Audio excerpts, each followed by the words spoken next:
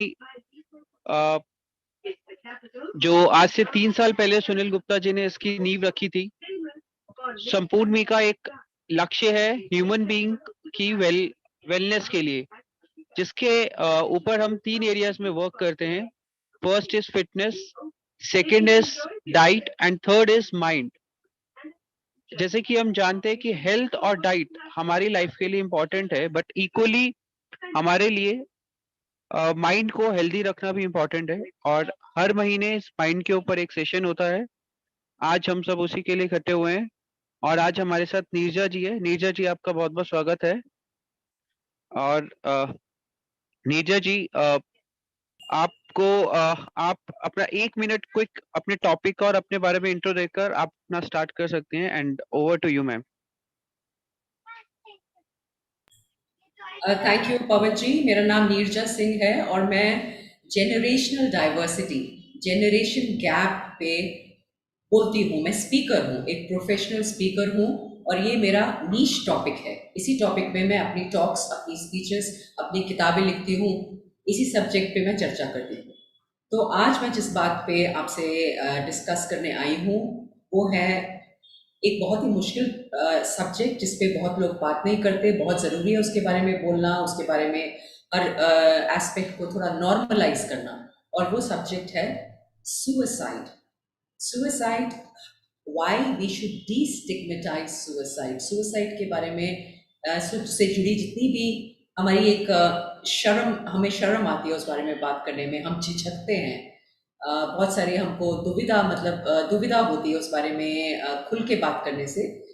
How to डीस्टिग्मेटाइज, उसके बारे में हम बात करना शुरू करें। मैं जितनी अपनी टॉक करूंगी आपके सामने, जो मैं प्रेजेंट करूंगी, उसका सबका जो मकसद है यही होगा कि हम इस बात को समझने की कोशिश करें क्यों इसके बारे में बिना किसी झिझक के बात करनी ज़रूरी है।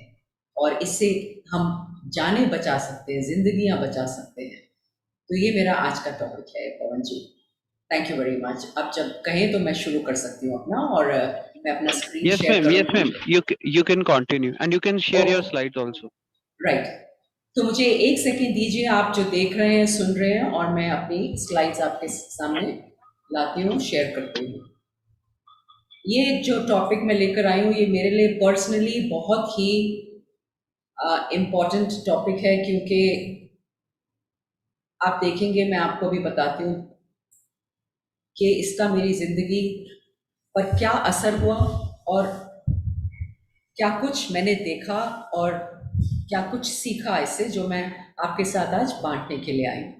तो डीस्टिग्मेटाइज सुसाइड एंड सेव लाइव्स, बहुत ही अहम, बहुत ही ज़रूरी ये सब्जेक्ट है, इसलिए क्योंकि आजकल बहुत सी जाने जा रही है। यूथ सुसाइड, जवान बच्चे अपनी जान दे रहे हैं, जान ले रहे हैं और अपनी ज़िंदगियां ख़त्म कर रहे हैं। उसके बारे में आप अखबारों में, न्यूज़ में पढ़ते होंगे, कैसे वो परसेंटेज जो लगातार बढ़ता जा रहा है और ये क्यों हो रहा है, इसके बारे में आप और मैं, हम सब क्या कर सकते हैं, इसके बारे में चलिए बात करें। और आपको ये जानने का पूरा हक है मेरे से कि मैं क्यों इस बात पे बात करने आ गई हूँ। मैं एक्सपर्ट नहीं हूँ सुसाइड प्रिवेंशन, सुसाइड को रोकने में मेरी कोई क्वालिफिकेशन नहीं है। मैं एक्सपर्ट इस सब्जेक्ट की तो नहीं हूँ बिल्कुल भी। लेकिन मैं एक माँ हूँ जिसने अपनी बेटी खोई, और मुझे अपनी बेटी खोने मैंने उसको 7 महीने, अभी 7 महीने भी पूरे नहीं हुए, 7 महीने पहले 7 दिसंबर 2021 को मेरी 31 साल की बेटी ने अपनी जान ले ली। और मैं उसको सीधे स्पष्ट शब्दों में आपसे इसलिए कह रही हूँ क्योंकि इसी को तो डीस्टिग्मेटाइजिंग सुसाइड कहते हैं। अगर हम ये बोलने में डरते हैं तो फिर हम इस बिल्कुल खौफनाक हादसे को कैसे, इसका सामना कैसे करेंगे। ये हुआ पिछले साल 7 दिसंबर को। और मैं अपने आप को ये कहूँगी, एक एक टर्म है, एक इसके लिए एक कुछ शब्द हैं, इनको बोलते हैं, इसको बोलते हैं सुसाइड सर्वाइवर।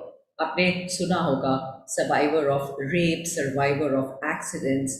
लेकिन सुसाइड सर्वाइवर वो होता है जिसकी ज़िंदगी में उसका कोई बहुत ही चहेता, उसका लव्ड वन, उसका बिलवड, उसका फैमिली मेम्बर उसके बहुत ही कोई करीबी उसका जो अपनी जान दे दे।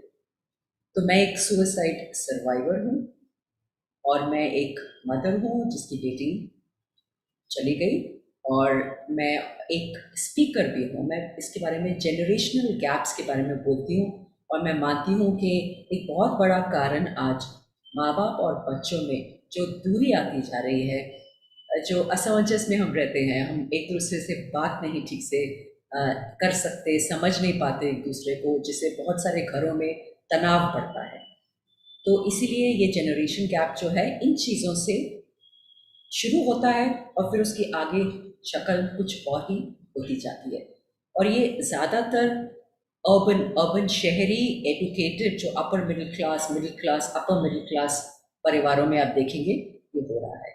तो आज मेरा मैसेज यही है आप सबसे कि हम सुसाइड के बारे में, खुदकुशी जिसको कहते हैं, उसके बारे में बात करना शुरू करें। उससे डरे ना, उससे घबराएं ना, उसके बारे में बोलने में शर्म महसूस ना करें, क्योंकि अगर हम इसको हवा देंगे, इस चीज़ को बाहर लाएंगे, इसके बारे में पूरे अपने कंपैशन काइंडनेस के साथ हम बात करेंगे, तो इससे हम जाने बचा सकते हैं। तो क्या हुआ था, ये मेरी बेटी है। मैं कुछ स्लाइड्स लाई हूँ, इसके बारे में आपको थोड़ा शेयर करूँगी ताकि आप जानें कि ये बच्चा जिसने अपनी इस तरह से फैसला कर लिया ज़िंदगी को अलविदा कहने का, ये बच्चा क्या था, क्या कर रहा था, क्या इसके दिमाग में आया और क्यों इसने ऐसा किया, और उसका परिणाम क्या हुआ, और किस तरह से हम उसको बचा सकते थे। तो ये इसलिए है क्योंकि ये जो हादसा हुआ सिर्फ एक अक्सर के साथ, इसका नाम अक्सर है, ये मेरी बेटी है। मुझे ये भी बोलने में झिझक होती है कि मैं बोलूँ थी या है। और आपसे एक बात शेयर करूँगी, आमतौर हम हिंदू कहीं पे भी जाते हैं, किसी भी सामाजिक कोई इवेंट होता है उसमें जाते हैं, किसी शादी में, किसी सोशल फंक्शन में, किसी रिश्तेदार के घर जाते हैं, सबसे पहला सवाल होता है आपके कितने बच्चे हैं। और पिछले दिसंबर से जब मुझसे ये सवाल किया जाता है, मेरे को समझ नहीं आता मैं उसका जवाब क्या दूँ, क्योंकि मेरी 2 बेटियां थीं, अब 1 बेटी है। मैं क्या बोलूँ? मैं ये बोलूँ कि 2 थी लेकिन 1 नहीं है, अगला सवाल होगा क्या हुआ, कैसे हुआ? और या ये कहूँ कि सिर्फ 1 ही बेटी है। अगर मैं 1 ही बेटी कहती हूँ, तो मैं जो बेटी मेरी चली गई, जो मुझे बहुत प्यारी थी, जान से ज़्यादा, उसको मैं डिसरिस्पेक्ट करती हूँ, एक्नॉलेज नहीं करती कि वो थी, वो 31 साल हमारे साथ, हमारे परिवार में थी, 31 साल। तो मेरा ये कहना कि सिर्फ 1 बेटी है, क्या उसके साथ ये इंसाफ़ी होगी? तो आपसे मैं ये सब इसलिए शेयर कर रही हूँ मैं, क्योंकि समझाने की कोशिश है। हो सकता है खुदा ना खास्ता आप में कोई अभी इस कॉल पर जो हो, जो इस तरह के हादसे से गुजरा हो, या किसी को जानता हो जिनके साथ ऐसा हुआ। तो हमें आपस में ये सब बात करना ज़रूरी है, ताकि हम ऐसे जो इंसिडेंट्स हो रहे हैं उनको रोक पाएँ या उनको कम कर पाएँ, या जो दर्द इनसे होता है, पैदा होता है, फैलता है, उसको किसी तरह से हम सीमित कर पाएँ। तो ये अक्सीर है आपके सामने स्क्रीन पर, और 27 जनवरी 1990 और 7 दिसंबर 2021 को ये गुजर गई। सेलिब्रिटी साइकोलॉजिस्ट थी, इसने कानून लॉ की पढ़ाई की थी, लॉ ग्रेजुएट थी, और इसने मास्टर्स इन साइकोलॉजी भी किया था। बहुत ही होनहार, बहुत ही होशियार, और बहुत ही महत्वाकांक्षी थी ये अक्सर। और सिर्फ 32 होने में इसके सिर्फ 2 महीने बचे थे जब ये हादसा हुआ, और बहुत ही टैलेंटेड थी, जैसे मैंने बताया, होनहार थी, बहुत अच्छी डांसर थी। आपको देख रहे हैं, मैं कुछ इसकी फोटोज लेके आई हूँ। ये कथक डांस करती थी, कथक की नृत्यांगना थी। और जिस दिन ये हुआ उस दिन मैं और अक्सर के फादर, हम दोनों हैदराबाद में हुआ ये, हम रोशनी काउंसलिंग क्लिनिक गए थे, जो मेरे घर से 4 किलोमीटर भी दूर नहीं है, और वहाँ हम साइकोलॉजिस्ट को मिलने गए थे। क्या बताएं हम ऐसा किस तरह से अक्सर के साथ अपना किस तरह से उसके साथ वार्तालाप करें, किस तरह से उसको समझाएं, क्या शब्द हम इस्तेमाल करें। हो सकता है हमारे ही कम्युनिकेशन में आपस में जो हम कम्युनिकेट कर रहे हैं उसमें कुछ हम गलत कह रहे हैं जो कि अक्सर के हित में नहीं है। ये हम उनसे सलाह लेने गए थे, मशवरा लेने गए थे, प्रोफेशनल काउंसलिंग लेने गए थे। जब हमारा घर में जो हमारा काम का हमारा डोमेस्टिक हेल्प है उसका मैसेज आया मुझे फ़ोन पे कि मैडम दीदी वॉशरूम से बहुत टाइम से निकली हुई है। तो फिर हम घर आए और उसके बाद का आप इमेजिन कर सकते हैं, आप उसकी सोच सकते हैं कि वहाँ उसके बाद क्या क्या हुआ होगा। लेकिन आपसे ये मैं कहूँगी कि अक्सर का जो ये हादसा हुआ वो सिर्फ उस दिन की बात नहीं थी, ना ही उस साल की थी, ना ही उस हफ्ते की। तो 2013 से ये एक उसकी लड़ाई ही समझिए एक किस्म से शुरू हुई और उसको डिप्रेशन हुआ था 2013 में। और आप पढ़ते होंगे, सुनते होंगे कि डिप्रेशन आजकल पहले के मुकाबले, मेरी जो पीढ़ी थी, मेरी जनरेशन के मुकाबले आजकल ज़्यादा सुनने में आता है। और वो भी जो जवान बच्चे हैं, बच्चे बल्कि स्कूली बच्चे भी, ना कि कॉलेज के या जो प्रोफेशनल्स हैं सिर्फ वो नहीं, स्कूल में पढ़ते जो बच्चे हैं उनके बारे में भी आप सुनते होंगे कि उनको स्ट्रेस, एंजाइटी ये एक काफ़ी आम सी बात हो गई है।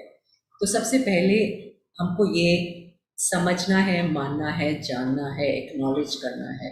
इससे बहस नहीं करनी है कि हमारे ज़माने में ऐसा कुछ नहीं होता था, ये तो हम पहली बार सुन रहे हैं। तुमको एंजाइटी है, डिप्रेशन है क्योंकि तुम्हारे पास टाइम ज़्यादा है, या तुम लेज़ी हो, तुम काम में अपना ध्यान ध्यान नहीं लगाते, अपना काम, अपना जो वक्त है वो इधर उधर की बातों में लगा देती है। ये एक जो एटीट्यूड है हमारे सोचने का, ये एक तरीका है हमारा सोचने का कि बच्चे या यंग जो जवान है इस उम्र में कौन डिप्रेस होता है, क्यों डिप्रेस होगा। खासकर बच्चे जैसे अक्सर है, अक्सर का अगर आप उसको देखें तो सब कुछ था। आप पूछेंगे फिर क्यों, देखने में अच्छी है, दुनिया आपने जो हमारे कंट्री के टॉप मोस्ट लॉ स्कूल में पढ़ी है, एलएलबी है, बीए एलएलबी, एमए साइकोलॉजी है, थेरेपिस्ट की तरह काम कर रही है, फिर भी ऐसी क्या बात थी उसके अंदर जिसको खाई जा रही थी, क्यों उसको इतनी लोनलीनेस महसूस होती थी और उसको लगता था कि नो बडी वॉन्ट्स मी। जब उसका जाने के कुछ दिन पहले वो मेरे से इस तरह की बातें कर रही थी, माँ नो बडी वॉन्ट्स मी। वो आइसोलेशन जो एक इंसान को होता है, एक तरह का अकेलापन, जहाँ उसको लगता है कि किसी को उसकी ज़रूरत नहीं है, कोई उसको देखता नहीं, कोई उसको समझ नहीं पा रहा, और इतना ज़्यादा कि इतना उखड़ जाता है वो इंसान कि उसको जीना ही नहीं चाहता, वो जीना ही नहीं चाहता। तो ये स्थिति आ जाए आपके, हमारे, मेरे होते हुए, हम, मेरी पीढ़ी, मेरे से अगली पीढ़ी, मेरे से पहले पहले की पीढ़ी, जिनकी ये जिम्मेवारी है कि हम अपने पीछे हमसे ज़्यादा होशियार, ज़्यादा प्रोडक्टिव, ज़्यादा प्रोग्रेसिव एक बेहतर पीढ़ी छोड़ के जाए। क्या ये हमारा मैंडेट नहीं है हर पीढ़ी का कि हम अपने पीछे हमसे अपने अपने से बेहतर इंसान छोड़कर जाएं? यही तो मैंडेट है, इसी को ह्यूमन सर्वाइवल कहते हैं। इसी के लिए तो हम सारी जद्दोजहद करते हैं जिंदगी में कि हमारे बच्चे हमसे आगे निकले। आप मेरे से इस बात में सहमत होंगे, मुझे आशा है इस बात की। तो देखें कि ये देखिए, अब अक्सर में निवराना फोर्ट में ये डांस परफॉर्मेंस कर रही है। एक और मैं फोटो आपके साथ शेयर करूंगी। इसमें ये मकाओ टावर है, ये हांगकांग के नज़दीक मकाओ एक जगह है। ये दुनिया का सबसे ऊंचा कमर्शियल टावर है। यहाँ से बंजी जंपिंग, उसकी जो ऊंचाई है वो है 764 फुट। और इसने अक्सर ने करी, हमको करने से पहले ही बताया कि मैं ये जंप करने जा रही हूँ, और इसने ये जंप करी। तो ऐसा नहीं है कि जो इंसान सुसाइड कमिट करता है, खुदकुशी करता है, वो कायर होता है। एक आम तौर पे ये धारणा है लोगों में कि कायर करते हैं इनका, कायर अपनी जान लेते हैं।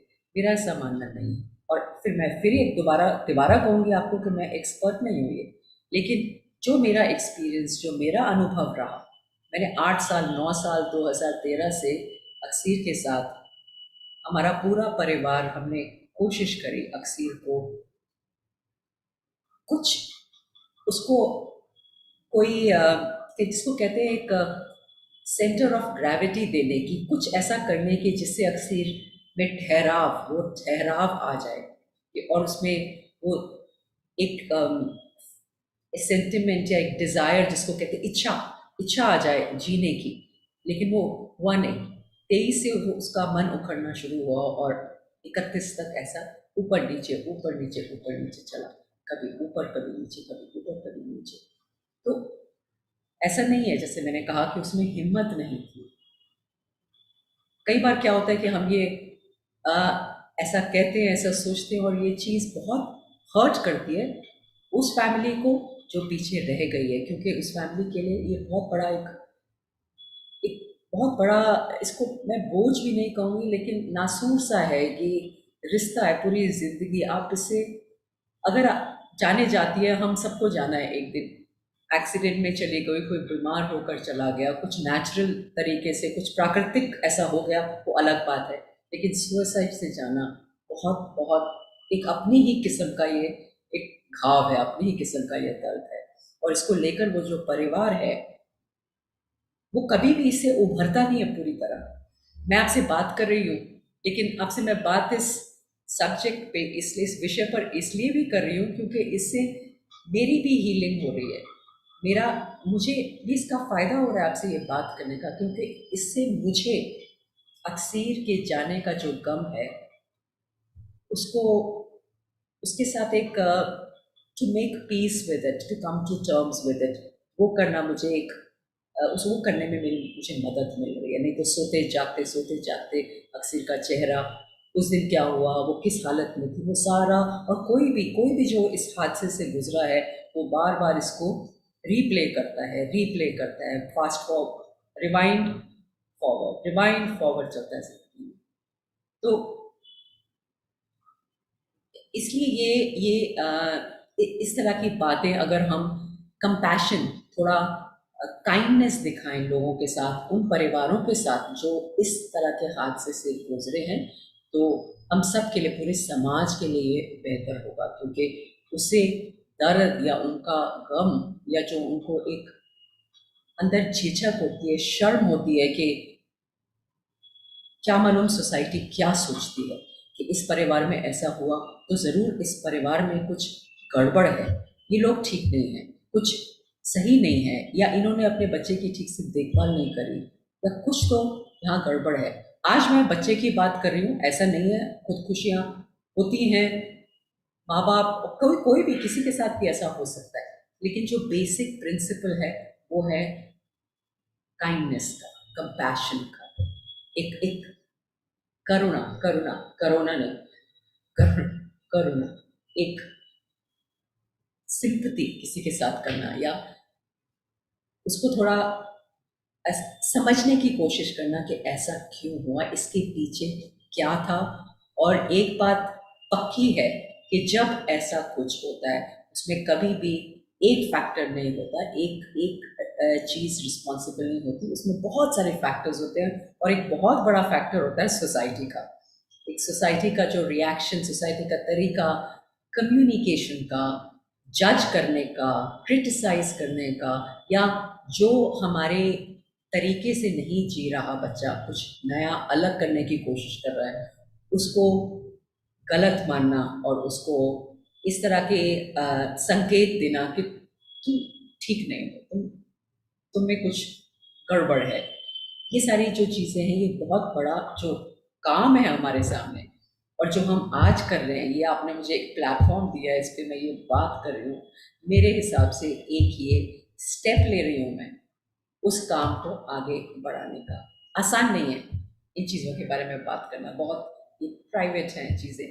मैं अक्सर की फ़ोटोज़ यहाँ पे दिखा रही हूँ, आप अक्सर को कभी मिले नहीं, आपने कभी उससे बात नहीं करी, आपने कभी उसको जाना नहीं, और फिर भी मैं, मेरे लिए जिनसे भी मैं बात कर रही हूँ वो सब एक तरह से स्ट्रेंजर्स हैं, लेकिन मैं समझती हूँ कि ज़रूरी है इसके बारे में बात करना, क्योंकि कल को किसी और के साथ ये हो सकता है, होगा, जिस तरह से हालात हैं हमारे। तो अक्सीर, आप देखिए, अब अक्सीर एक बहुत अच्छी मोटरसाइकिल राइडर थी और हमें अक्सर कहा जाता था, खासकर उसके जाने के बाद, कि आपने अपनी बेटी को इतनी आज़ादी क्यों दी, क्यों उसको एक मोटरसाइकिल खरीद के दी, क्यों उसको कार दी, और आपने ये किया तो इससे उसको इनकरेजमेंट मिली। तो ये कारण नहीं था उसके जाने का कि उसको मोटरसाइकिल दी गई या उसको गाड़ी दी गई, ये कारण नहीं था। लेकिन इस तरह से हमारा जो है एक सोचने का तरीका है सोसाइटी में, कि ज़्यादा हम फ्रीडम देंगे स्पेशली एक लड़की को, तो वो ठीक नहीं है। लेकिन इसमें कोई जेंडर नहीं आता इसमें कि लड़की या लड़के में सुसाइड स्टेटिस्टिक्स में कोई ज़्यादा फर्क है। बल्कि मैं आपसे कुछ शेयर करूँगी स्टेटिस्टिक्स।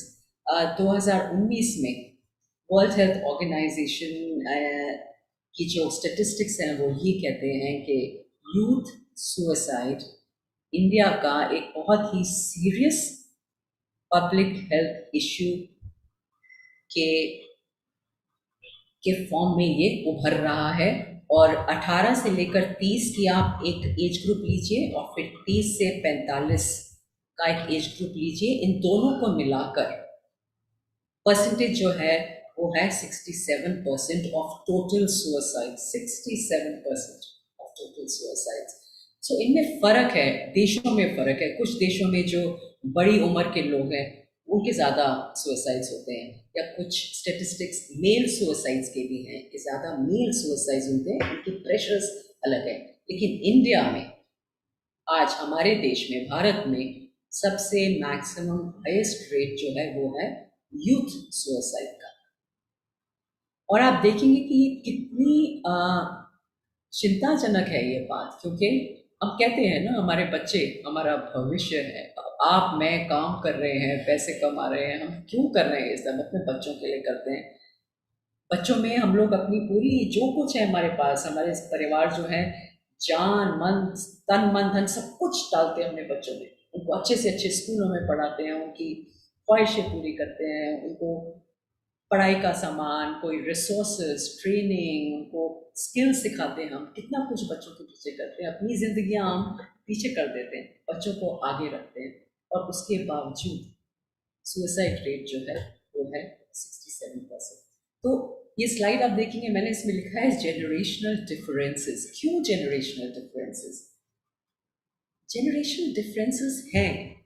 हम चाहते थे कि अक्सर एक 9 to 5 जॉब ले ले, प्लेसमेंट के लिए बैठ जाए। अक्सर को वो नहीं चाहिए था, अक्सर को अपना काम चाहिए था, इंडिपेंडेंट। उसने स्टार्टअप अपना शुरू किया, और इसमें वो अकेली नहीं है। आज बहुत से यूथ हैं, बहुत सारे यंग बच्चे हैं जो 9 to 5 जॉब्स नहीं करना चाहते, वो अपना काम शुरू करना चाहते हैं, स्टार्टअप्स खोलते हैं, एंटरप्रेन्योर्स बनना चाहते हैं। उनको इंडिपेंडेंस, अपनी ऑटोनॉमी चाहिए, अपने हिसाब से काम करना चाहते हैं, क्योंकि उनके आइडियाज़ हैं, और उनके आइडियाज़ कोई और क्यों इम्प्लीमेंट करेगा, वो खुद करेंगे वो। तो वो अपना बिजनेस शुरू करते हैं, उसके लिए फंडिंग, क्राउड सोर्सिंग करते हैं, फिर उसके लिए वो उसको स्केल अप करने के तरीके ढूंढते हैं। ये सब अक्सर करने की कोशिश कर रहे थे। और उस टाइम पर, उस वक्त पर, जबकि mental health, gig economy, identity spectrum सिर्फ बातें थी, 10-15 साल पहले ये शुरू हो रहा था। उस टाइम, उस वक्त भी जब वो इस तरह की बातें करती थी तो हमको पूरी बात समझ में नहीं आती। हम सुनते तो थे, हाँ भी, हाँ बेटे, हाँ बेटे, ये भी कर देते, लेकिन उसका पूरा एप्लीकेशन या उसके आउटकम्स क्या होंगे, या वो आगे क्या शक्ल लेगा, किस तरह के एक्शंस लेने पड़ेंगे, उसका किस तरह से वो कन्वर्ट होगा, इसका पूरा आइडिया नहीं था हमको। तो इस तरह से अक्सर के साथ जो जेनरेशनल डिफरेंसेस आए ज़िंदगी में, वो क्या चाहती थी, और हम एज माँ बाप क्या चाहते थे। हमारा वो पुराना ढर्रा, बेटा पढ़ लो, नौकरी कर लो, फिर शादी कर लो, फिर बच्चे आ जाएं, और जो एक सोचने का तरीका होता है हमारे समाज में, और जो बहुत से, हाँ, एक I would like to take this answer this question. Ma'am, is, one second please, just give me a moment. Ma'am, is suicide the option one? No, it's not an option at all. In fact, if it were an option, I think nobody would commit suicide. You know, I don't think anybody really wants to die. कोई चाहता नहीं है अपनी जान लेना, और suicide एक option. You have to understand, ये जो एक एम्पथी है, इसको मैं एम्पथी कहूँगी, समझने की कोशिश करना कि जो सुसाइड कर रहा है इंसान, उसके अंदर क्या चल रहा है. ये अगर आपने वो महसूस नहीं, जैसे मेरा कभी मन नहीं किया ऐसा करने का, इसलिए मैं पूरे दावे के साथ नहीं कह सकती कि मेरे को पूरी समझ आई कि अक्सर के अंदर क्या चल रहा था, लेकिन एक तरह की darkness, despair, loss of hope था, उसके अंदर था. और आजकल बहुत से ऐसे कारण हैं, जो कारण हमको इसलिए समझ में नहीं आते क्योंकि हम उन कारणों से, उस तरह के अनुभवों से कभी गुजरे नहीं. आपसे मैं सिर्फ एक एग्जाम्पल, एक उदाहरण शेयर करती हूँ आपसे. मेरी शादी हो गई 23 साल में, मैं 23 की थी, और अपने टाइम के हिसाब से लेट थी मेरी शादी. मेरी जो फ्रेंड्स थे उनकी सबकी 22 की 21 की उम्र में शादियाँ हो रही थी. मेरी जब हुई मैं 23 और 23.5 की थी. कभी मौका नहीं था बॉयफ्रेंड रिलेशनशिप का. ऐसा नहीं है कि मैं मॉरली सुपीरियर हूँ या मैं बहुत अच्छी बच्ची थी. अगर मुझे मौका मिलता, शायद मैं भी रिलेशनशिप में किसी में एक्सपेरिमेंट करती या मेरी किसी से दोस्ती हो जाती, लेकिन मौका नहीं मिला. लेकिन आज बच्चे जब रिलेशनशिप्स में एंटर करते हैं, उसके बाद जब ब्रेकअप होता है, क्योंकि हमने कभी वो अनुभव नहीं किया, हमें अंदाज़ा नहीं है कि वो जो ब्रेकअप है वो ऑलमोस्ट फिजिकल, एक और शारीरिक, मानसिक, इमोशनल तौर पे बहुत बहुत पेनफुल होता है. हमें समझ में नहीं आता क्योंकि हमारे साथ कभी वो हुआ नहीं, हमने वो अनुभव नहीं किया. मैं आपको सिर्फ एक उदाहरण दे रही हूँ, ऐसे कई उदाहरण हैं, सिर्फ रिलेशनशिप्स की बात नहीं हो रही है यहाँ पे. और जब हम रिलेशनशिप की बात कर रहे हैं तो एक चीज़ और शेयर करूँगी मैं, कि ये पुरानी सोच कि लड़के ऐसे होते हैं और लड़कियों को ऐसा नहीं करना चाहिए, वो अब अप्लाई नहीं है, वो वाजिब नहीं है अभी. क्योंकि जब लड़कियां भी पढ़ रही हैं, एक कल्चर ऑफ केयर, उसको मैं कहूँगी, एक कल्चर ऑफ केयर बहुत ज़रूरी है समाज में. वो कल्चर ऑफ केयर जब तक नहीं होगा तब तक अक्सर जैसे बच्चे, जिनका भविष्य बहुत सुनहला हो सकता था, जो बहुत कुछ कंट्रीब्यूट कर सकते थे, जिसमें इतनी ज़्यादा इन्वेस्टमेंट हुई थी, वो हम होते जाएंगे. तो वो ये ऑप्शन नहीं है. फिर ये सोचना कि ये इसलिए इन्होंने अपनी जान दी क्योंकि इनसे गाड़ी अपनी चल नहीं रही थी, या ये हार गए, या ये कायर थे. ये हारे नहीं. आप सवाल ये पूछिए कि ऐसा क्या दुख था, ऐसा क्या अंधेरा, डार्कनेस थी, जो इनको कोई उम्मीद की किरण नजर नहीं आई उस टाइम. क्यों इतने अकेले पड़ गए. हम सब के रहते, मैं हम सब इसलिए कह रही हूँ क्योंकि हमारे आसपास में हो रहा है. और जब हम ऐसा सोचते हैं कि इसने बहुत बुरा किया, इसने हिम्मत छोड़ दी, या इसने ये एक ऑप्शन पकड़ लिया. ऑप्शंस अक्सर के पास भी बहुत सारे थे, उसको हम साइकियाट्रिस्ट के पास भी रिसोर्सेज गई थी, वो साइकोलॉजिस्ट के पास गई थी, वो खुद थेरेपिस्ट थी. और मैं ये बिल्कुल नहीं कहूँगी कि सारे जवाब मेरे पास है, नहीं है, मेरे पास सारे जवाब नहीं है, लेकिन मुझे इतना पता है कि अक्सर कायर नहीं थी, अक्सर के पास और ऑप्शंस थे. फिर भी उसके अंदर एक ऐसा अकेलापन, डेजोलेट, ऑलमोस्ट डेजोलेट डिस्पेयर आ गया था कि उसने ये कदम उठाया. 1 minute, I hope today we are suffering from emotional, yes, that's true, that's very true. We are suffering. See, and Saurabh, Saurabh, it's not Saurabh, it's not just एक का नहीं है, ये collective है. This is, let me put it like that our collective emotional and mental health is at stake today. This is what we are dealing with. And generational differences इसीलिए क्योंकि हमारे देश में पिछले 15-20 सालों में वो बदलाव आया है जो पश्चिमी देशों में 70-72 साल 80 सालों में वो जो बदलाव आए, जैसे एक फ्री स्पीच मूवमेंट वहाँ पे चली, सेक्सुअल रेवोल्यूशन वहाँ पे हुआ, ये आइडियाज़ इंडिविजुअलिटी के और प्रिवेसी के या पर्सनल चॉइसेस के, या ये सोचना कि हमें किसी अप्रूवल, किसी के कोई हमसे किसी की सहमति की ज़रूरत नहीं है। एक इंसान को पूरा हक है कि वो ज़िंदगी अपने हिसाब से जिए, चाहे वो स्कूबा डाइविंग इंस्ट्रक्टर बनना चाहे, चाहे पहाड़ों पे चले जाना चाहे, चाहे वो सफारी पे निकल जाना चाहे और बंदिशों को छोड़कर आज़ादी से अपना जीना चाहे। ये सारे जो आइडियाज़ हैं, ये सारे जो कॉन्सेप्ट्स हैं, वो हमारे देश में एकदम से पिछले 15-20-25 सालों में एकदम से आए, जो दूसरे देशों में ऑलमोस्ट 80 सालों पे ये स्टैगर्ड धीरे धीरे धीरे धीरे ये जो है बदलाव आए। लेकिन जब हमारी जैसे समाज में जब एकदम से इतना कुछ, इतनी बड़ी बड़ी चेंजेस आ जाएं और बच्चे एक जनरेशन में ये कहना शुरू कर दें कि हाँ हमने 3 साल इंजीनियरिंग कर ली लेकिन चौथा साल नहीं करना है, हमें 3 साल के बाद इंजीनियरिंग कॉलेज छोड़ना है, हमें फ्लाइंग सीखनी है, या हमें 30 साल 32 साल की उम्र तक शादी, 33 साल 35 साल तक भी शादी नहीं करनी है, और शादी करके फिर हमें बच्चे नहीं चाहिए, हम वो जिम्मेवारी नहीं उठा सकते। ये सब बहुत बड़ी चेंजेस हैं एक ही जनरेशन में। तो उससे क्या होता है, परिवारों में तनाव बढ़ता है, और अगर आप बात समझते नहीं या सुनने की कोशिश नहीं करते, फिर हादसे होते हैं, क्योंकि वो जो प्रेशर है वो असहनीय हो जाता है। तो ये देखिए आप, अब मैं इसको बोलती हूँ एक फ्रैजिल फ्रैजिल इकोस्फीयर। फ्रैजिल है, ये नाजुक है, ये वोलेटाइल है, ये एक तरह से मैं इसको खतरनाक भी बोलूँगी, ये खतरनाक है। जब पीढ़ियाँ एक दूसरे को सुनना बंद कर देती हैं, जब ये मान लेती हैं कि नहीं ये तो ऐसा ही होना चाहिए क्योंकि पहले ऐसा था, या हमारे बड़े हमारी सुन नहीं रहे इसलिए हम घर छोड़ के जा रहे हैं, क्योंकि हमारे पास तो नौकरी है, हम रह सकते हैं, हमारे पास फाइनेंशियल फ्रीडम है, और क्योंकि हमारे पास फाइनेंशियल फ्रीडम है हमें ज़रूरत नहीं किसी की सुनने की। जब इस तरह से हम सोचना शुरू कर दें, फिर ये इसका जो परिणाम है वो सही नहीं होगा किसी के लिए भी। ये देखिए, ये अक्सर ने एक फिल्म में काम किया, ये डॉक्यूमेंट्री फिल्म, शॉर्ट फिल्म, इसको एक इंटरनेशनल एलए में और कनाडा में फिल्म फेस्टिवल में ये स्क्रीन भी करी गई।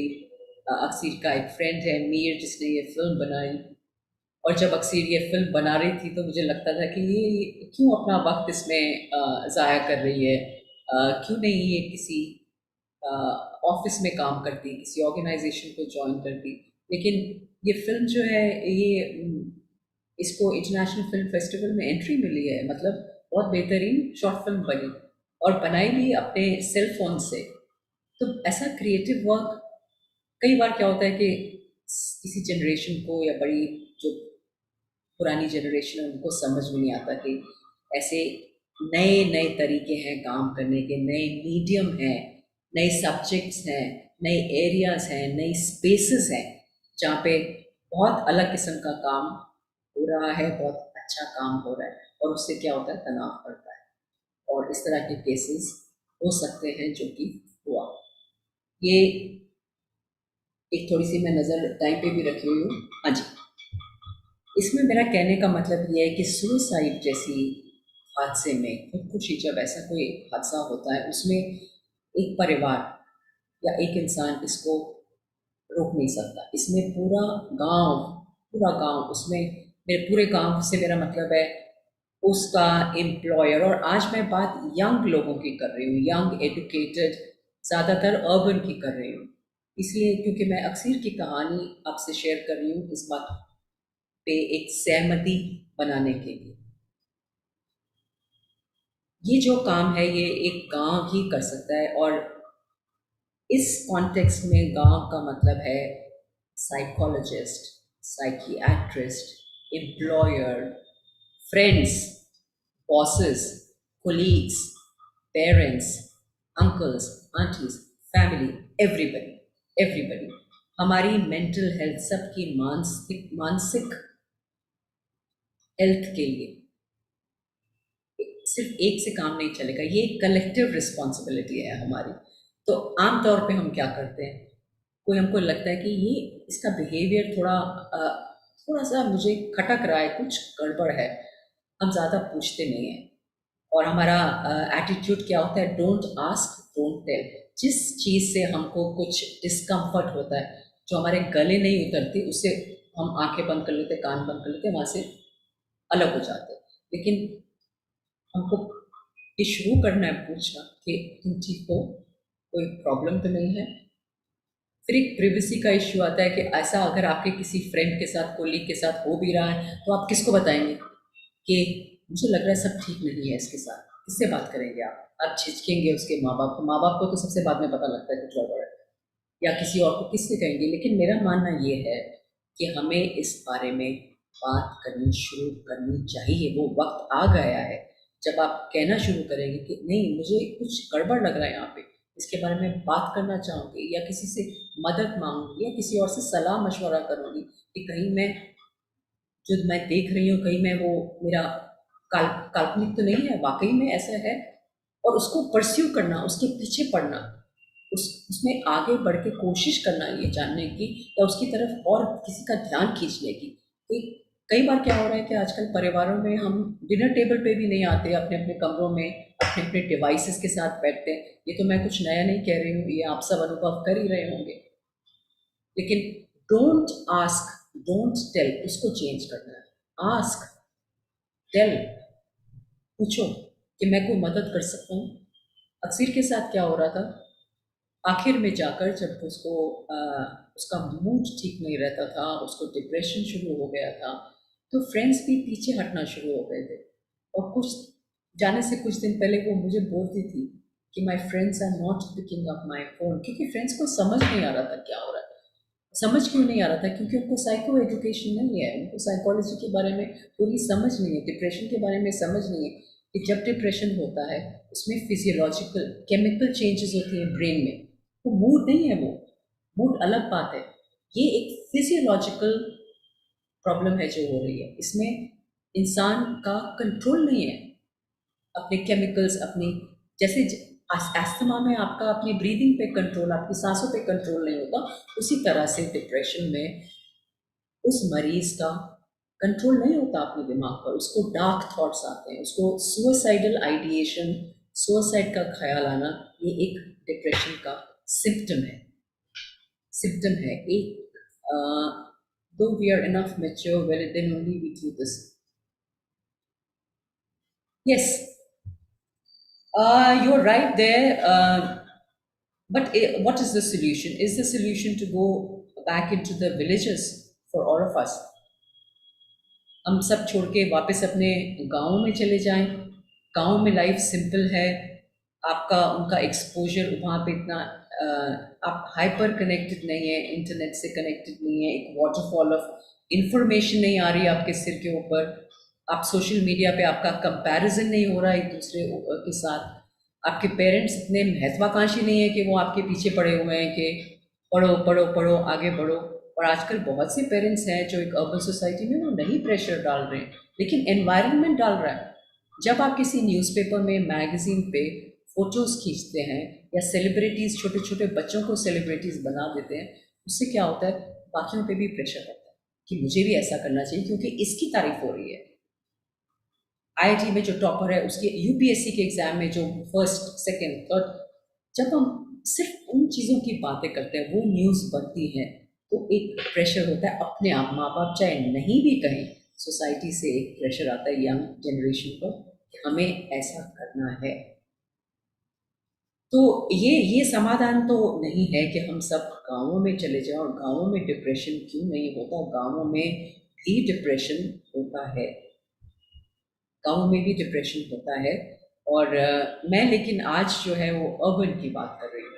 अर्बन में ये क्यों होता है, गाँवों से ज़्यादा क्यों होता है, वो एक सब्जेक्ट किसी और कॉन्वर्सेशन का, एक और सेशन का हम कर सकते हैं। लेकिन अभी जो है वो मेरा जो इसका मेन फोकस जो है वो है कैसे इसको डीस्टिग्मेटाइज करें, सुसाइड के बारे में बात करना एक नॉर्मलाइज कर दे, नॉर्मल सा कर दे, ताकि लोग शर्म के मारे, झिझक के बारे में अपना दर्द, अपना डिस्पेयर छुपाए ना, और बिल्कुल ओपनली ट्रीटमेंट ढूंढें, ट्रीटमेंट करें, और एक दूसरे की हम मदद बहुत सहज इसको बना दें, एक सहज बना दें। जिस तरह से सर्दी जुकाम के बारे में हमें कोई झिझक नहीं है बोलने के लिए कि आज मेरा सिर दर्द कर रहा है, इसी तरह से डिप्रेशन, सुसाइड, और सुसाइड रिलेटेड है मेंटल हेल्थ के, इल हेल्थ के साथ, क्योंकि सुसाइडल आइडिएशन, जैसा मैंने कहा,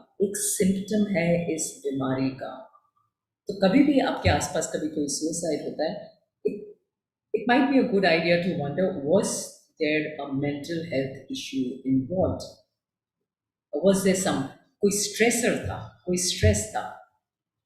आपने गांव की बात करी, उसके बारे में मैं फिर सोच रही हूँ कि देखिए गांव में कंपटीशन कितना है, कंपैरिजन कितना है, लेकिन आज आपके हाथ में फ़ोन है, आपको आपके दोस्त की अच्छी नौकरी लगी, आपसे बेटर सैलरी मिल रही है, आपको इमीडिएटली पता लग जाएगा। इंस्टाग्राम में आपके फ्रेंड ने कुछ डालो, वो इमीडिएटली, वो जो हाइपर कनेक्टेड सोसाइटीज़ नहीं है या गाँव में, वहाँ पे किसको क्या पता है आपसे अगला घर जो है वो दूर है, आपको क्या पता कि उनको वो कोई मेडल जीते। तो फाइट, ये फाइट जो है ये हमारी कलेक्टिव फाइट है, और ये मैंने फ़ोटो इस्तेमाल करी अक्सीर की आपसे बताने के लिए कि अक्सीर दिल्ली स्टेट की चैम्पियन बॉक्सर भी थी। तो मैंने शुरुआत में कहा था कि ऐसा कोई स्किल नहीं है जो अक्सीर के पास नहीं था, और फिर भी ऐसा हुआ, फिर भी उसने सोचा कि ज़िंदगी जीने लायक नहीं है। तो ये तो एक कमेंट्री है, मुझ पर है, मेरे परिवार पर है, लेकिन सिर्फ हम पर नहीं है, हम सब पर है, पूरे समाज पर है। और वो कह रही थी, जाने से पहले मुझे कह रही थी कि माँ, the fight has gone out of me. तो हमें ये समझना है कि आजकल जो हमारे एजुकेटेड बच्चे हैं वो कुछ अलग करना चाहते हैं, lose self confidence. Yes, see the thing is that सबसे आसान है यंग जनरेशन को या उनको ही ब्लेम करना कि आप में विल पावर नहीं है, लेकिन अभी वो वक्त नहीं है। अभी वक्त है ये समझने की कोशिश करना कि क्यों नहीं है विल पावर, क्या है, उसे हम आगे, इस वार्तालाप को हमें इससे आगे बढ़ाना पड़ेगा, नहीं तो हमारे साथ ये होता जाएगा जो अभी हो रहा है। और हमें पूछना पूछना है कि परसेंटेज सुसाइड का क्यों बढ़ रहा है, क्यों बढ़ रहा है? अगर बच्चे कोई अल्कोहल पी रहे तो क्यों पी रहा है, क्या कारण है? ये नहीं कि ये गलत है, ये नहीं कर, ये गलत है, क्यों गलत है, पता है गलत है, लेकिन वो पी क्यों रहा है, एक बार पूछें। अगर वो ड्रग्स यूज़ कर रहा है, गलत है, ऑफ कोर्स गलत है, लेकिन पूछें कि क्यों ले रहा है वो ड्रग्स से उसको क्या मिल रहा है, क्या है जो चीज़ जो उसको वो नंब करना चाह रहा है, वो दिन को अपना जो डे है उसको फेस नहीं करना चाह रहा, वो क्या है? So these are the questions that we need to start asking. ये मैंने I put this slide because अक्सीर ने बहुत सारा काम किया। उसने बहुत सारे लेबल, स्लट वॉक बैंगलोर, उसने को ऑर्गेनाइजर थी उसकी, वो मेंटल हेल्थ के बारे में काफ़ी खुला खुला बात करती थी, अपनी बीमारी छुपाती नहीं थी वो।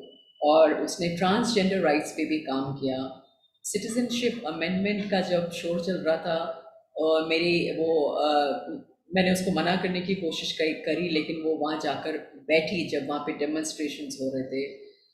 तो अक्सर लड़ाई में, फार्मर्स प्रोटेस्ट में आगे आगे उसका ये मानना था कि जो मैंने पढ़ाई करी वो इस्तेमाल मुझे सिर्फ अपने लिए पैसे कमाने के लिए नहीं, लेकिन दुनिया में एक बदलाव लाने के लिए भी मुझे, मेरी वो पढ़ाई का जो असली जो मकसद है वो इसी तरह से पूरा होगा अगर मैं उसको इस्तेमाल करके कुछ औरों के लिए कुछ अच्छा कर सकूं। और उसने करा, उसने काफ़ी कुछ किया भी अपनी 21 साल की ज़िंदगी में।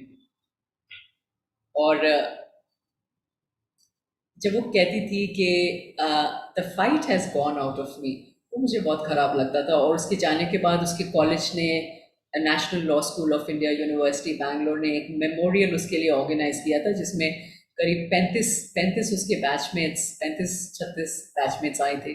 और उनमें से उन्होंने बोला, अक्सीर taught us to speak your truth without fear of disapproval, and Aksir was woke way before her time, and she was such a beautiful dancer. Aksir never had a plan B. They said a lot of things, but the thing is कि जब अक्सीर को ज़रूरत थी, जिस वक्त वो phone घुमा रही थी डेस्परेशन में, तब उसके फ़ोन वो लोग घबरा गए उसकी डिप्रेशन से या उसकी इलनेस से या उसके डिस्पेयर से। और इसलिए क्योंकि ये अनकंफर्टेबल तरीके हैं कम्युनिकेशन के, जिसके साथ हम हमारे अंदर थोड़ा डर या थोड़ा ऑकवर्डनेस हो जाती है और हम फिर उससे दूर भागना शुरू करते हैं। लेकिन सुसाइड्स, अगर कोई इंसान इतना डिस्पेयर में है कि वो अपनी जान लेने की सोच रहा है, तो वो वही वक्त है उसको और लोगों की सपोर्ट का, वही वक्त है कि कोई उसका फ़ोन उठा ले, एक बार उसका फ़ोन उठा ले उस वक्त और सुन ले उसको। शायद एक फ़ोन, एक मैसेज, कई बार इन बहुत छोटी बातों से भी सुसाइड रुक गई है, वो हादसा होने से बच गया है, क्योंकि एकदम से उसका दिमाग। और मुझे ये मालूम है क्योंकि अक्सीर ने खुद मुझे एक बार बताया कि वो कहीं जा रही थी, तब भी उसके दिमाग में ऐसा कोई ख्याल आया था और उसने एकदम से अपना कॉलेज का जर्नल उठाया और उसके बारे में अपनी कुछ फ़ोटोज़ देखी अपने दोस्तों की, उसमें पेन पिक्चर्स होती हैं बैचमेट्स की, वो देखी और उसका दिमाग बदल गया। और लास्ट में आके वो मुझे बोलती थी कि मेरा कोई फ़ोन नहीं उठा रहा, किसी को मेरी ज़रूरत नहीं है, मुझे कोई चाहता नहीं है, उसको ऐसा लगना शुरू हो गया था। तो सवाल हमें अपने आप से ये पूछना है कि क्या एक इवॉल्व्ड इकोसिस्टम, कोई ऐसा इकोसिस्टम जो ज़्यादा सपोर्ट कर सके उस इंसान को, ना सिर्फ जिसकी टांग टूटी है या जिसको बीमारी है या जिसको कोरोना है, लेकिन जिसको कोई मेंटल स्ट्रेस है, मेंटल इलनेस है, जिसको हम डिप्रेशन कहें या बाइपोलर डिसऑर्डर करें या कहें, या कोई पर्सनालिटी डिसऑर्डर है या कोई स्पेक्ट्रम, मेंटल हेल्थ का जो स्पेक्ट्रम है, उस पर कोई इंसान ऐसी दुविधाजनक या खतरनाक पॉइंट पे खड़ा है जहाँ पे उसकी जान जाने का खतरा हो सकता है, तब हमें रुक के उसके बारे में सोचना ज़रूर है। मैंने भी गलतियाँ करी, एज अ पेरेंट मैंने भी गलतियाँ करी, मैंने उसकी कई बातों को पर्सनली ले लिया, लेकिन वो मेरे बारे में नहीं थी बात, वो उसके बारे में थी। फिर मुझे जनरेशनल एजुकेशन लेने में वक्त लगा। ये जो मैं बोलती हूँ जनरेशन के बारे में, ये अक्सीर की वजह से ही है। मैं कुछ स्लाइड्स आपको दिखा रही हूँ अक्सीर के बारे में। बहुत अच्छी फोटोग्राफर थी वो, और आई मेड मिस्टेक्स। फिर मैंने मुझे बोलना कम चाहिए था और सुनना ज़्यादा चाहिए था, ये मैंने गलती करी। और जो जनरेशनल डिफरेंसेस हैं, बजाय कि उसको एकदम से गलत कह देना, एकदम से कह देना, एक ऑल्टरनेट व्यू दे देना, अब वक्त है थोड़ा रुक कर उसको सुनने का, सोचने का। और मुझे बिहेवियरल हेल्थ चैलेंजेस जो हैं उनके बारे में बात करने में कोई झिझक नहीं होनी चाहिए, छुपाना नहीं चाहिए। हमारे परिवारों में, खासकर हमारी भारतीय समाज में तो छुपाने की एक बीमारी है। सुसाइड हो गया, बोलेंगे एक्सीडेंट हो गया, क्या हुआ था, बीमार थी, था डिप्रेशन। क्यों क्यों? हम इंसान हैं, हमारे साथ कोई इंसानी, हम दुविधा से गुजर रहे हैं, हमारी तबीयत ठीक नहीं है, हमारी जान खतरे में है, उसके बारे में क्यों ना बात करें। और अक्सीर की जो अकेलापन था वो मुझे समझ में नहीं आया। ये समझना बहुत ज़रूरी है हमारे लिए कि वो किस हद तक वो अकेलापन जा सकता है। तो ये मैं बातें सिंपैथी के लिए नहीं शेयर करती, ये मैं बातें इसलिए करती हूँ अपने काम में एज ए स्पीकर प्रेजेंट करती हूँ इस सब्जेक्ट पे, क्योंकि ये मेरा तरीका है अपनी बेटी के उसकी हिम्मत को ऑनर करने का, उसकी हिम्मत को अप्रिशिएट करने का, कि उसमें इतना करेज था, कितनी उसमें हिम्मत थी कि वो इतना अकेला रहकर भी उसने कोशिश करी जीने की। और एक चीज़ और, ग्रीफ को भी नॉर्मलाइज करना बहुत ज़रूरी है। उसको एक आम बात बता देना कि शेयर करने में कोई शर्म नहीं है, हम इंसान हैं, हम सबकी ज़िंदगी में क्या कहते हैं, घाटा भी होता है और मुनाफा भी होता है, अच्छा भी होता है, बुरा भी होता है, खुशी भी होती है, गम भी होता है, दोनों ही इंसानी जिंदगी में चलता है। तो ये किसी कोई मेरा मकसद इसमें शेयर करने में सिर्फ ये है कि हम अपने आप को थोड़ा एक तो साइको एडुकेट करें, सुसाइड को लेके एडुकेट करें कि क्यों ऐसा होता है, और ये जो हमारी धारणाएं बनी हुई हैं सुसाइड के बारे में, इसको रिवाइज करें, इस पर थोड़ा समझने की कोशिश करें और अपने आप को थोड़ा काइंड काइंड बनाएं, थोड़ा काइंड बनाएं। और what we should do when feel discarded by everyone. Yes, Saurabh, actually, it's not a question of what you can do. जो जिसको लग रहा है कि मैं डिस्कार्डेड फील हो रहा है, वो सिर्फ उसकी जिम्मेवारी नहीं है, उसके आसपास लोगों की जिम्मेवारी है कि वो देखें और एक्नॉलेज करें कि इसको ऐसा महसूस हो रहा है और उसके बारे में फिर कुछ एक्शन लें। And there are things that you can do. हमने कोशिश करी और वो 2013 से जब अक्सर का डिप्रेशन शुरू हुआ, अभी पिछले साल तक वो काम करा उन चीज़ों में, लेकिन दिसंबर में वो कुछ और हो गया। ऐसा हो सकता है, लेकिन कोई डिस्कार्डेड अगर फील कर रहा है तो वो उसकी जिम्मेवारी नहीं है कि उसको क्या करना है, उसके आसपास के लोगों की, सोसाइटी की, उसके आसपास के माहौल की जिम्मेवारी है कि वो सतर्क रहें और उसके बारे में कुछ कहें और ये कल्चर पूरा चेंज करे जिसमें अगेन वल्नरेबिलिटी या कंपैशन और काइंडनेस, इस सब पे हम काम करें। ये मैं अक्सर एक कारण है कि मैं जनरेशन गैप पे टॉक्स देती हूँ। मैंने जैसे आपसे शेयर किया, मैं किताबें लिखती हूँ, ये मेरा जो टॉक का है, this is my QR code LinkedIn. I am going to stop sharing now and let me C.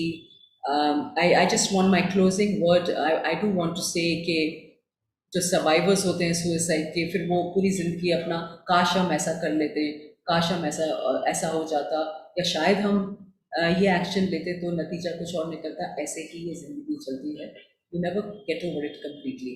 But बहुत से लोग हैं हमारे कंट्री में जो इस पे काम कर रहे हैं, बहुत अच्छा काम कर रहे हैं।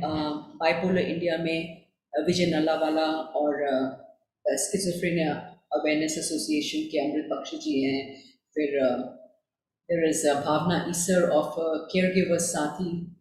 तो बहुत अच्छा काम इस फील्ड में हो रहा है, लेकिन वो अच्छा काम और आगे बढ़ेगा, बहुत उसका असर बेटर होगा अगर आप, मैं, हम सब जो इस कॉल पे हैं, we join that, we kind of assume it as a collective responsibility।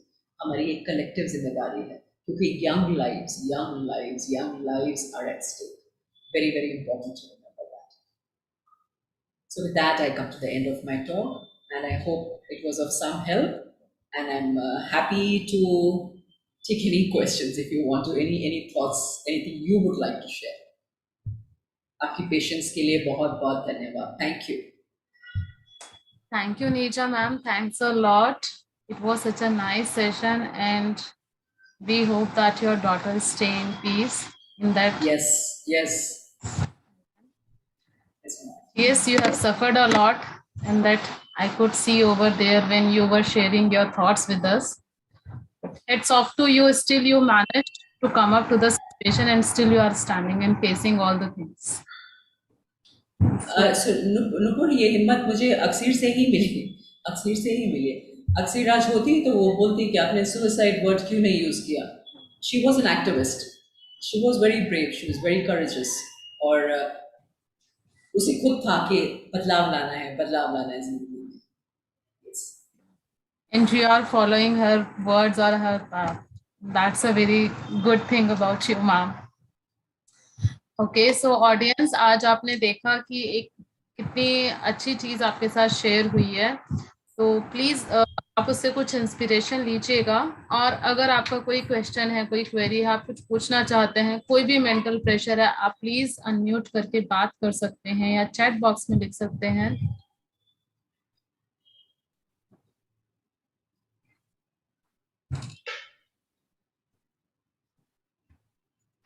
Saurabh, thank you for engaging. Thank you for engaging on the chat box.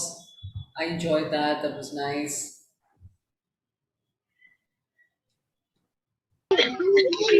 Ma'am, Pawan this side. Yes, Ma'am, Pawan ji, please.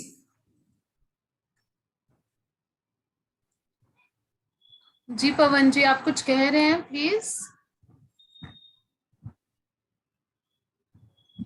Actually, Mr. Arora is on a journey. That is, I think he is facing some network issues. Okay.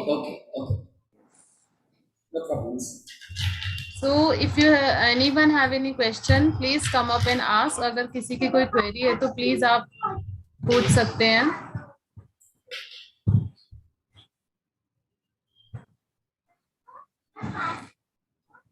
I think ma'am किसी की कोई query नहीं है क्योंकि आपने Yes.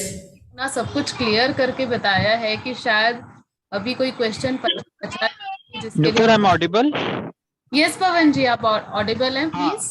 बस मुझे ma'am का बहुत बहुत थैंक्स करना है मैम. आपने अपनी लाइफ का जो पर्सनल एक्सपीरियंस शेयर किया है उसके लिए भी बहुत ज़्यादा थैंक्स, क्योंकि ये बहुत डिफिकल्ट होता है कि अपना एक पर्सनल एक्सपीरियंस और खासकर इस तरीके का एक्सपीरियंस जो सबके और फ्यूचर बेनिफिट के लिए हो. So from my side thank you very much ma'am. Thank you, Pawan. Thank you for appreciating that. Thank you. Okay, I think if no one has any query, we should wind up the session. But what is the takeaway for today? Can anyone tell what is? Yes, ma'am. Yes, please बताएं. Nupur, take away आज के session से यही होना चाहिए कि जो अपनी धारणाएं हमारी बनाई हुई है हमने मानसिक मानसिक इसके सेहत के बारे में और सुसाइड खासकर के बारे में, वो हमें जो धारणाएं बदलनी होंगी उन धारणाओं को अपने सामने निकाल कर एक बार दोबारा उनको देखना होगा. और नेवर कमिटेड, बिल्कुल ऐसी नौबत आनी नहीं चाहिए जान देने की किसी और. कोई ऐसा इंसान इतना अकेला महसूस ना करे. उसके जो साइंस सिम्टम्स हमें पहचानने शुरू करने चाहिए और अपनी सपोर्ट उसको ऑफर करनी चाहिए. और जो फैमिली इस हादसे से गुजरी है उनको भी समझने की कोशिश करें, उसके पीछे जाके समझने की कोशिश करें कि कारण क्या था या इसको कैसे आगे अवॉइड किया जा सकता है. तो मोटे मोटे ये टेक अवेज हैं. Yes ma'am, exactly. सी, आप तो चले जाते हैं और आपके पीछे जो लोग रह जाते हैं, आप सोच भी नहीं सकते उनका क्या होता है. आप इमेजिन नहीं कर सकते उस चीज को क्योंकि आपने तो जिया नहीं ना उसे. आप तो चले गए. लेकिन जो चला गया नुपुर, वो उसको जो जाता है वो ऐसा क्यों कर रहा है वो समझना बहुत ज़रूरी है. वो उसके कई बार उसके काबू में होता नहीं है जो वो करता है. जैसे मैंने कहा कि सुसाइडल आइडिएशन डिप्रेशन का एक सिम्टम है. तो अगर आपको सर्दी लगी हुई है, आपको बुखार आएगा ही आएगा. तो आपको डिप्रेशन है तो सुसाइडल आइडिएशन आएगा.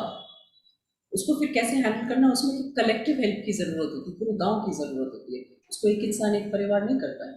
तो आपके भी दोस्त किसी फ्रेंड के साथ ऐसा गुजर रहा है, ऐसा हो रहा है, तो दोबारा एक बार जाकर पूछो क्या हो रहा है. किसी तरह से आप मदद कर सकते हो. मैंने बोला ना, डोंट आस्क डोंट टेल, ये नहीं काम करेगा. अभी आस्क, टेल और पूछो how can I help, how can I help, how are you, how can I help, बजाय कि उसको जज करने के. कि ये तो इंसान, हम करते हैं ऐसे जज सोसाइटी में. अभी ये वक्त इन चीज़ों का नहीं है बिल्कुल. We need to be far more compassionate and kind, because लोग किस हालातों से गुजर रहे हैं ये कहना भी कई बार सोचना भी मुश्किल होता है. वो इमेजिन नहीं कर सकते. Yes ma'am. Ma'am, Umar ji ने अपना एक थॉट शेयर करा है. Take away for today: be open minded and speak up to whomever you want to. Yes, absolutely Uma. जैसे मैंने आज आपके साथ ये शेयर किया, जो कि अगर मैं बताइए मैं क्यों छुपाऊं. मुझे अपने बच्चे पे फख्र है. हाँ, उसने सुसाइड कमिट किया, but I am proud of my daughter, because उसको उसने वो क्यों किया इसलिए नहीं. जैसे मैंने कहा, वो कायल नहीं थी, बिल्कुल भी नहीं थी. मैंने आपको उसके स्लाइड्स दिखाए हैं, उसने क्या क्या किया. उसने बहुत बढ़िया काम किया, लेकिन कुछ था जिससे वो लोनली और अलोन फील कर रही थी. तो हम ये समझने की कोशिश करें, और वो बीमारी थी तो बीमारी को समझे, एनवायरनमेंट को समझे, और एक दूसरे की मदद करें. ये कलेक्टिव रिस्पॉन्सिबिलिटी भी एक टेक अवे है कि this is a collective responsibility. ये सिर्फ नुपुर की या सौरभ की या पवन जी की नहीं है जिम्मेवारी, ये हम सबकी है, सबकी है। जी मैम, मोहित जी कुछ कहना चाह रहे हैं। मोहित जी प्लीज आप unmute करके बात कर सकते हैं।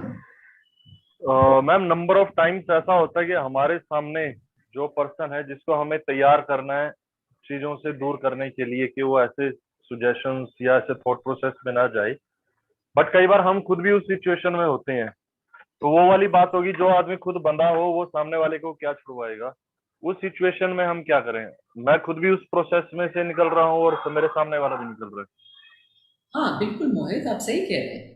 तो हम हमारी स्थिति बदलती है ना, क्योंकि कभी हम वो होते हैं, कभी हम दूसरे होते हैं।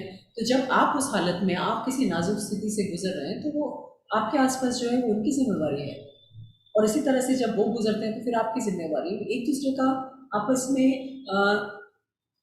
गिव एंड टेक है, ये गिव एंड टेक है। हमेशा एक इंसान एक ही स्थिति में, या ऐसा नहीं है कि पोजीशन ऑफ स्ट्रेंथ हमेशा चलती है, और ये उतार चढ़ाव सबके साथ आता है। तो जब आप उस स्थिति में हैं तो आपके जो आसपास है लोग, वो उनकी जिम्मेवारी है कि वो आपको समझने की कोशिश करें, आपको डिसमिस ना करें, आपको जज ना करें। ये ना कहें कि तुम ये कर रहे हो इसलिए तुम इस स्थिति में आओ। पूछें कि ये क्यों कर रहे हो, क्या कोई चीज़ आपको दर्द पहुंचा रही है, किसी चीज़ से आप डिसअपॉइंटेड हैं, आपको अकेला लग रहा है, क्या लग रहा है आपको। हम ऐसी बात करते नहीं हैं, हम बहुत कुछ अपने आप से मान लेते हैं कि इंसान ऐसा कर रहा है क्योंकि ये तो ऐसा ही है। ऐसा नहीं है, ऐसा नहीं है। जी मैम, थैंक यू। कोई और कुछ पूछना चाहते हैं तो प्लीज आप पूछ सकते हैं।